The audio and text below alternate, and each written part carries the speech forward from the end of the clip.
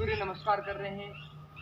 इसके बारे में लगभग 60% छात्रों को सभी को विदित है, किंतु कुछ छात्र ऐसे भी हैं जो छोटे थे पहले, अब बड़े हो गए, उन्हें भी जानकारी होना चाहिए कि आखिर हम सूर्य नमस्कार आज के दिन क्यों मनाते हैं और सूर्य नमस्कार में ये 12 स्टेप क्यों करते हैं, इसका क्या कारण है। तो आपको मैं बता दूं, आज जो है, आज किसकी जयंती? स्वामी विवेकानंद जी जयंती, विवेकानंद जयंती। अब वो कौन थे? वो हमारे देश के ऐसे हिंदुत्व व्यक्ति थे जिन्होंने भारत के होते हुए अन्य देश में जाके झंडे गाड़ दिए। झंडे गाड़ने का मतलब ये है कि भारत को एक नाम दिया था, यानी कि कहने का मतलब लोग जैसे अपन आज बैठे हैं, ऐसे ही एक संयुक्त राष्ट्र संघ की एक मीटिंग थी जिसमें ये अन्य देशों के हर एक देश के प्रतिनिधि आए थे। जैसे प्रतिनिधि का मतलब है कि जैसे एग्जाम्पल के लिए अगर मैं यहाँ नहीं हूँ, है ना, मैं कहीं बाहर हूँ और यहाँ पे अगर कोई टीम आती है या कुछ निरीक्षण आता है या कुछ होता है, तो यहाँ पे किसी एक टीचर को प्रतिनिधि बनना पड़ता है। प्रतिनिधि का मतलब ये कि वो जो पूछते हैं उसके जवाब उनको देने पड़ते हैं, तो वो विद्यालय के क्या हो जाएंगे? प्रतिनिधि हो जाएंगे। क्या हो जाएंगे? ऐसे ही जैसे हमारे देश के अभी वर्तमान प्रधानमंत्री कौन है? श्री नरेंद्र दामोदर दास मोदी, ठीक है।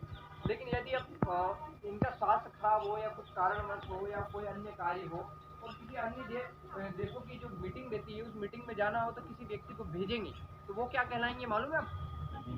भारत देश के प्रतिनिधि। यानी कि वो वहाँ पे जो भी निर्णय लेते, जो भी बोलते हैं, तो वो पूरे भारत देश का निर्णय कहलाएगा। समझ रहे हो? वो वहाँ पे जो भी बात करते हैं वो क्या कहलाएगा? वो भारत देश के प्रतिनिधि है। अगर वो वहाँ पे जो भी बात कहेंगे या उस बात को कोई प्रश्न उठाएंगे, तो वो ये कहलाएगा कि भारत देश उस पर प्रश्न खड़ा कर रहा है या भारत देश की सहमति हुई। जैसे वहाँ पे कोई ऐसी बात हुई कि इन दोनों देश के झगड़ा हो रहा है, तो इनमें अपने को साथ देना है, तो प्रतिनिधि बोल दिया हाँ हम साथ दे रहे हैं, तो वो वहाँ पे ये न्यूज़ बनेगी कि भारत देश उसका साथ दे रहा है। मतलब वो प्रतिनिधि नहीं है, कुल मिला के वो पूरा का पूरा भारत देश की यस है, भारत देश की नो। वो वहाँ पे जो बोलेंगे वो भारत देश पूरा मानेगा। समझ रहे? तो ऐसे ही एक बार शिकागो का एक सम्मेलन था। उस सम्मेलन में स्वामी विवेकानंद जी जो थे वो भारत के प्रतिनिधि बनकर गए। क्या बनकर गए थे? भारत के प्रतिनिधि। मतलब यानी कि जो वहाँ पे वो कहेंगे वो भारत देश को मानना पड़ेगा और वो लोग यही कहेंगे कि भारत देश का निर्णय। तो वहाँ पे क्या हुआ कि एक टॉपिक दिया गया कि आपको वहाँ पे स्पीच देनी है, भाषण देना है, वगैरह वगैरह जो भी बोलना है। तो हर एक देश को दिया गया, तो कुछ देशों को अलग अलग टॉपिक दिए गए थे जिसकी वो तैयारी ऑलरेडी वो करके आए थे या उन्होंने इसके ऊपर आराम से बोला, कोई दिक्कत नहीं। लेकिन स्वामी विवेकानंद जी जो थे उनको एक टॉपिक दिया गया। क्या दिया गया था टॉपिक? जीरो। जीरो पे स्पीच देना, राउंड अप। समझ रहे हो? वहाँ उस पर स्पीच यानी उस पर भाषण देना। तो उन्होंने अपने व्यक्तित्व के वो एक धनी थे, यानी कि उनके अंदर जो मतलब उनके अंदर सरस्वती विराजमान थी उनकी जीवा पर, जीवान पर, जीवा मतलब जीवान। तो वो जो बोलते थे मतलब एक लगातार बोलते रहते थे, ऐसा नहीं कि वो कहीं अटक गए वगैरह कुछ। मतलब उनका माइंड इतना तेज हो गया था, भगवान माता सरस्वती की ऐसी कृपा हो गई थी, विद्या की देवी, कि मतलब वो जो बोलना चाहते थे वो बोलते ही जा रहे थे। एक समय ये आया, लोग उनको हंसी का पात्र बनाना चाहते थे, तभी उनको एक टॉपिक दिया गया था जीरो। क्योंकि जीरो पे क्या बोलोगे? आज आप ही को बोल दूँ मैं जीरो पे बोलो तो क्या बोलो? कुछ नहीं बोल पाओगे, नहीं बोल पाओगे ना। लेकिन उनको एक टॉपिक दिया गया था, क्या दिया गया था? वो जीरो दिया गया। जीरो पे उनको क्या करना था? भाषण देना था। क्या करना था? भाषण देना था। भाषण इस प्रकार से देना था कि मतलब कुल मिला के उन लोगों का ये कहना था, अदर जो कंट्री थी, अदर जो देश थे, उनका एक ही मानना था कि अपन ये कुछ बोल नहीं पाएंगे, हम क्या करेंगे? इन पे हंसे। क्या करेंगे? मतलब हम भारत देश पे क्या हंसेंगे? मतलब प्रतिनिधि पे हंसना। मतलब किस पे हंसना?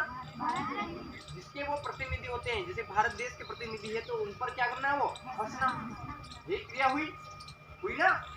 तो यानी कि एग्जाम्पल के लिए मैंने आपको प्रतिनिधि का अर्थ पहले ही बता दिया कि प्रतिनिधि क्या होता है, बता दिया था ना।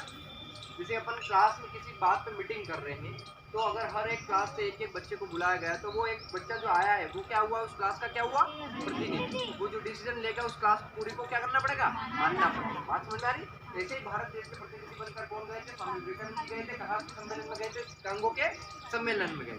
वहाँ पे उनको क्या टॉपिक दिया गया था, जीरो दिया गया था, और जीरो पे उनको बोलना था। उन्होंने इस प्रकार से स्पीच दी और इतना व्यवस्थित रूप से दिया कि मतलब जो लोग हंसने के लिए बैठे थे उनको क्या करना पड़ा, लेकिन और उनके स्लोगन था, आपने कुछ फोटो में कुछ वीडियो में देखे ही होंगे। वो एक युवा थे, सबसे पहली बात तो ये क्या थे वो, और उनका एक ही मकसद था, उनका एक ही स्लोगन सबसे बेस्ट था। और भी स्लोगन थे, लेकिन उस स्लोगन को तो लगभग 100% जनता जानती है। वो स्लोगन क्या था, उठो जागो और जब तक मत रुको जब तक लक्ष्य की प्राप्ति ना हो।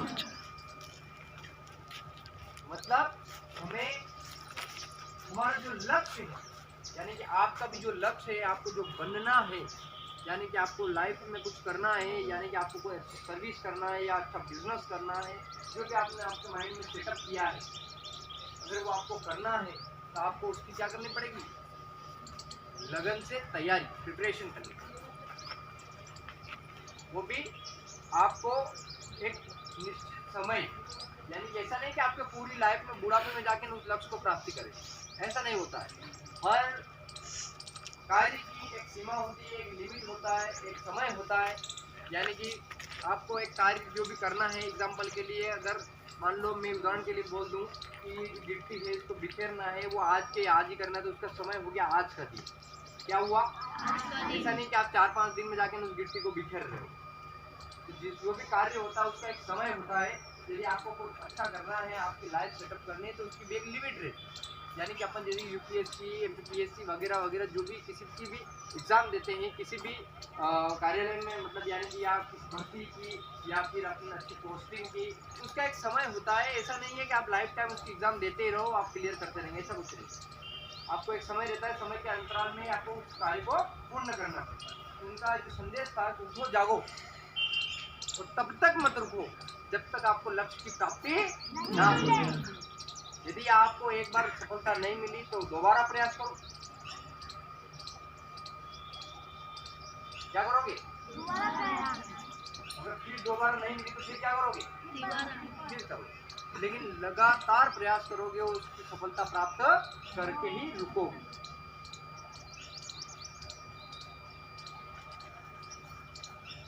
आपको मालूम है ना, जैसे कि अगर मान लो कोई सफलता नहीं मिलती तो उसको क्या बोलते हैं, फेल। क्या बोलते हैं, फेल का फुल फॉर्म क्या होता है,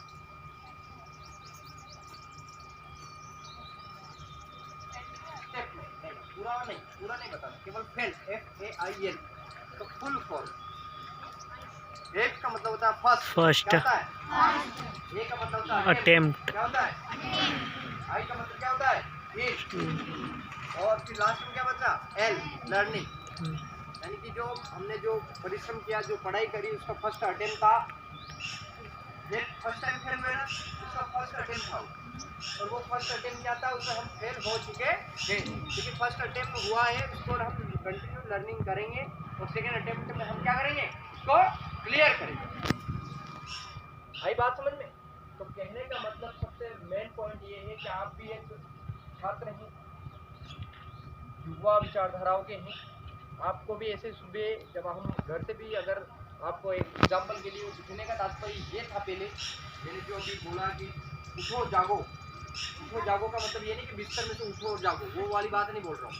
उठो जागो तब तक मत रुको जब तक आपको लक्ष्य की प्राप्ति ना हो जाए। यानी कि आपको, अगर आप स्टडी में हैं तो आप स्टडी इतनी लगातार कंटिन्यू रखो कि आपको अपने लक्ष्य की प्राप्ति ना हो जाए। अब मैं अगला पॉइंट जो बोल रहा हूँ वो सुबह की उठने की बात कर रहा हूँ, कि उसमें ये कह रहा हूँ मैं कि आपके जो उठो जागो की बात हो रही है, तो आपको सुबह 8 बजे और 7 बजे नहीं उठना है।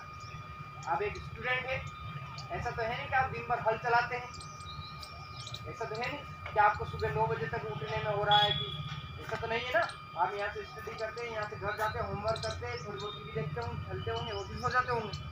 तो आपको सुबह जो है उठने की जो लिमिट है, एक अधिकतम 6 बजे रखो। 6 से 6:30 के बाद ऐसा नहीं होना चाहिए 6:30 के बाद भी आप उठ रहे, अगर आप में से कोई अगर 7 बजे उठ रहे हैं, 8 बजे उठ रहे हैं, तो उठना वो बंद कर दो। अब लिमिट बना लो, पहले 6:30 की, फिर धीरे धीरे 6 की, और 6 के बाद 5:30। और जो मॉर्निंग में हम लर्न करते हैं, याद करते हैं, उसका सबसे ज़्यादा इफेक्ट पड़ता है माइंड पे, यानी कि वो अच्छे से याद भी होता है, वो अच्छे से कवर भी होता है। हमारी बात समझ में नहीं आ रही? एक और बात ये कहना चाहूँगा मैं कि